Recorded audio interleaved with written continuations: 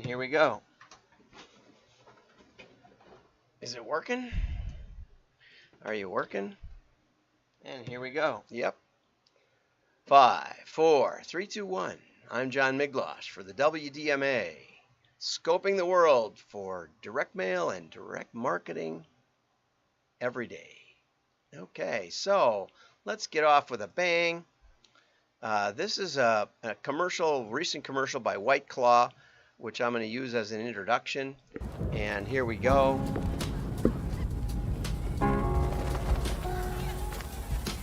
These waves are going to be 10 to 15 feet tall, crashing.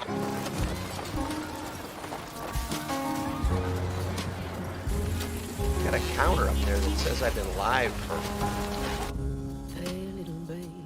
an hour and 49 minutes. Anyway, they see the storm coming. Some people see the storm coming, some people don't. Growing up as a sailor, we used to see them. You know, they're 50,000 feet tall, 10 miles tall. You can see them coming. There are those that see the storm, and those that see the perfect wave. And that's kind of a metaphor for life. Okay, but what I really wanted to show you was the White Claw billboard in London, which I think is kind of funny. Okay, White Claw pool pad. They call it a pool pad. The White Claw pool pad mural invites sweaty Londoners to chill. So what they've done is they built a billboard that's chilled. I gotta believe there's going to be huge amounts of condensation on that bugger. So I don't know. I don't know if it works or not. I tried to find a video of it and I couldn't find one. And so, well, who knows? Let's see. Anyway, I'm getting funny messages. So if you're out there and you can hear me, it would be great if you could comment. You know, I show a live button for an hour and 51 minutes, but I just turned it on and it didn't seem to be going when I got here. I don't know. There's a new version. There's always new versions and they make you crazy, right? But anyway, I don't know if you're seeing that in the picture. It says for me to check my settings. But, you know, when I check in later, there's no settings. So anyway, you can smush yourself up against this billboard and cool off. And it sounds pretty gross to me, but that's what White Claw is doing in the UK because they're having a heat wave right now. Not to be confused with global warming. But anyway, okay. Also, there's a privacy bill that, you know, a draft was released on Tuesday, and thank you, Wendy Davis. It basically says that that companies bipartisan support. It effectively prohibits companies from serving ads to people based on their web browsing activity, which seems to me not only like reasonable privacy, but also seems to me that it's not a very good way to target. You know, I'm all over the place. I have 3 different web browsers, Opera, Firefox, and Chrome, and I use Dissenter on my other computers, on my Linux computers. So I have 4 different browsers. At any given time, I probably have a private browser open and a public browser in each one. So that means I have 6 tabs, 6 at least. And each of those tabs might have 20 open windows. So which of those are active, which of those aren't? What am I really looking at? What am I not? You know, browser activity to me is, of my own self, is insane. I'd love to see what they thought of me, and maybe they've made sense of it, but I can't make sense of it. So, you know, anyway, but the latest iteration prohibits companies from collecting or processing sensitive data, including information about people's private online browsing behavior for ad purposes, which is a big deal. Okay, the measure says sensitive data includes information identifying an individual's online activities over time across third-party websites or online services. And all the major ad organizations denounced it. They said this is almost scary because it tells you if this is the lifeblood of advertising, maybe it's too much of a blood-sucking industry. I did do consulting for the blood center in Kansas City one time, so maybe I am a blood-sucking consultant. But anyway, data is the lifeblood of the consumer economy, allowing small and Main Street businesses, yeah, right, to compete with the largest companies in the world. Yeah, the way we compete is that we put an ad just in our own local community, and we don't care too much about demographics because it's a small town business, right? I mean, that's ridiculous that we need browser history to compete at the local level. Main Street businesses do not need browser history, right? No. It's horrendously false, okay? False. I don't know who that's a quote from. Let's see if I can figure it out. Doesn't say who said it. It's also quoted, the bill will stifle the data-driven economy. Like that's a bad thing. Prohibiting the collection, use of basic demographic and online activity data. It doesn't prohibit the use of basic demographics because that comes out of the census long form. And you can use it based on, you can use carrier route, you can use census tract, you can use all that data. The online data for efficient, responsible advertising. False. Also ask yourself, how often have I actually seen something I'm interested in? If it's so great, why doesn't it work? Right? The only thing that actually works is when I go look at something on Amazon and the next minute I'm targeted by it on another ad platform somewhere else. Except that I didn't buy it on Amazon. I already bought it on eBay because I don't like Amazon. And now that's cured me from even browsing in public windows. So, you know, you're talking to my private browser, and my private browser gets reset every couple days, so you lost me again. Too bad. Anyway, you know, I think the advertising industry has no idea how much we hate the advertising industry. You know, I wear two hats. One hat is I can help you. I can help you make money. I can help you do it in an honest, honorable way.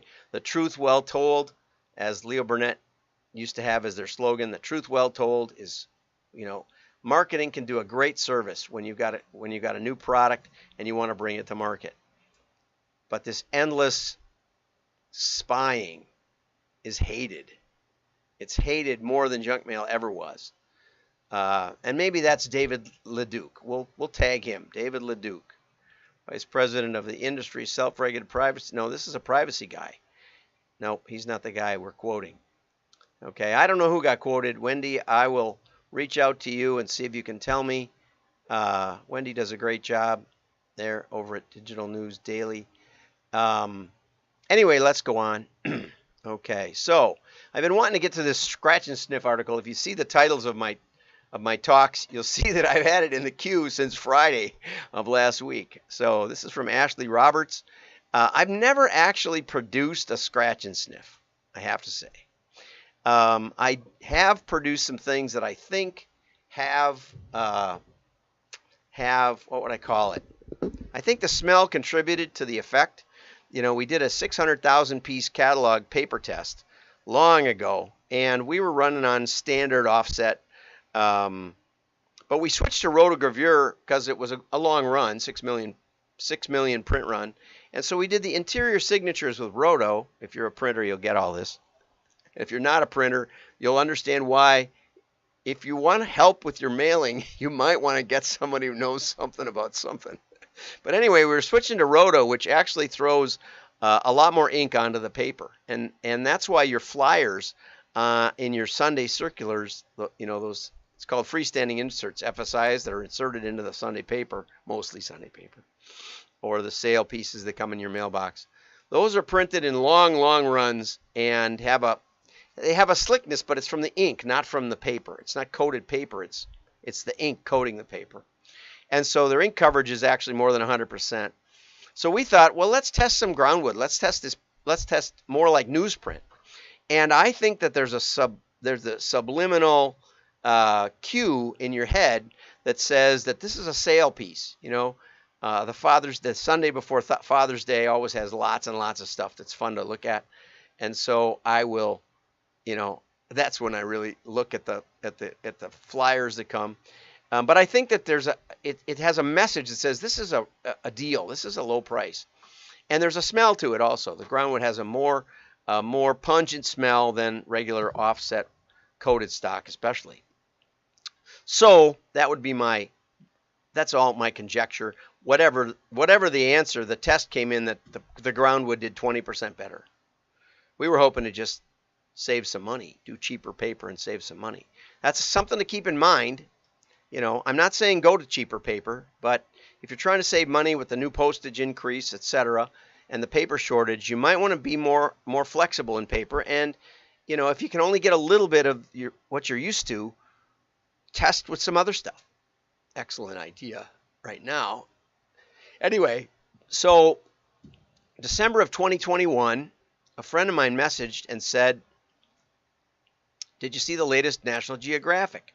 What they'd have done, this is fascinating. What they'd done is they somehow acquired the DNA of an extinct flowering plant.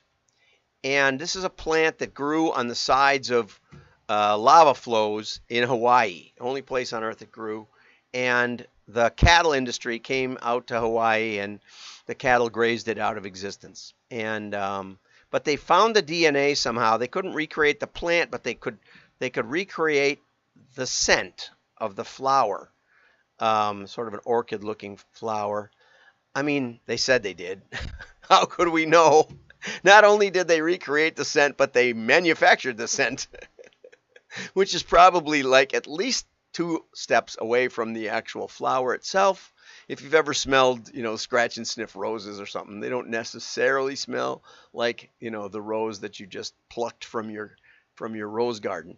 But anyway, that all aside, and it was only the second time that National Geographic had used scratch and sniff in their publication, which it actually was back in 1965 when it debuted. It's been around forever. Okay, and Ashley, comes up with then a couple other applications she's seen. One was Broken Top Brands, which sounds like a candle discounter, and they, in the order box, which makes a lot of sense because, you can usually, for no extra charge except the price of the piece, which is pennies, they put some new scents that you didn't buy, or whether you did or you didn't. They put them into the box to give you an opportunity to sample the scents of a candle, which makes a lot of sense because, how can you really tell? And here's a picture of the card. Excellent article that it gives the picture. You scratch here, you get a citrus herb tonic, or you get a oak moss fig, which sounds hard for me to envision, and it's hard to envision smells in the first place. Okay, so and some candles I love. We get these pine needle scent candles from Minnesota, and they're just spectacular. Like absolutely like a freshly broken branch from a pine tree, or those. Almost any candle has a vanilla undertone, and just hate that. And